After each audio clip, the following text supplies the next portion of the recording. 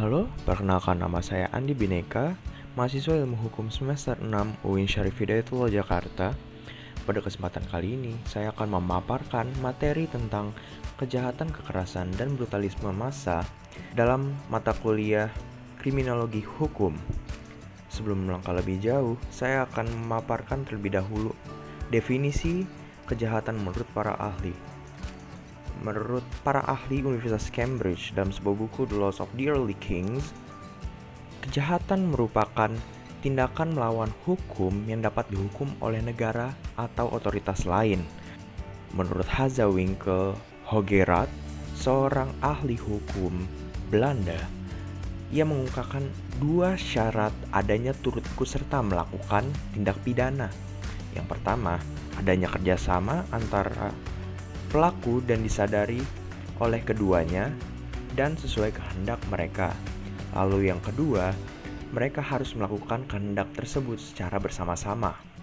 Masuk ke dalam ketentuan pidananya, pada pasal 170 ayat 1 dalam Kitab Undang-Undang Hukum Pidana berbunyi, barang siapa dengan terang-terangan dan dengan tenaga bersama-sama menggunakan kekerasan terhadap orang atau barang diancam dengan pidana penjara paling lama 5 tahun 6 bulan.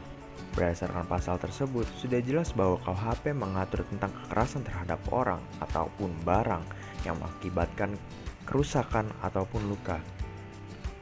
Selanjutnya, masuk ke dalam unsur-unsurnya. Yang pertama, melakukan kekerasan, yang artinya menggunakan tenaga ataupun kekuatan jasmani secara tidak sah.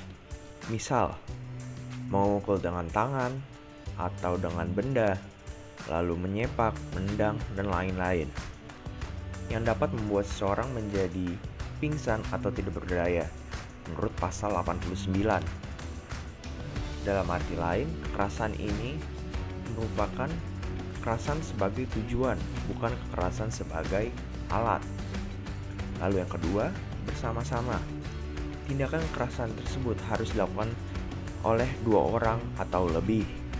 Orang-orang yang mengikuti dan tidak benar-benar ikut serta melakukan kekerasan tidak dapat dikenakan pasal ini.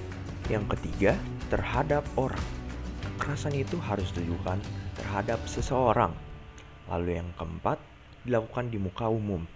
Suatu kekerasan dilakukan di hadapan publik, yang artinya tidak menutup kemungkinan banyak orang yang menyaksikan suatu kejadian tindak pidana yang dilakukan secara massal. Kejahatan akan selalu ada di dalam masyarakat. Maka dari itu, para ahli mencoba untuk mencari jalan keluarnya terhadap permasalahan kejahatan tersebut. Salah satu diantaranya merupakan crime prevention yang dikemukakan oleh Walter C. Reckless. Menurutnya, syarat-syarat penanggulangannya yaitu: yang pertama, sistem dan organisasi kepolisian yang baik. Lalu yang kedua, pelaksanaan peradilan yang efektif. Lalu yang ketiga, hukum yang berwibawa. Yang keempat, pengawasan dan pencegahan kejahatan yang terkoordinir.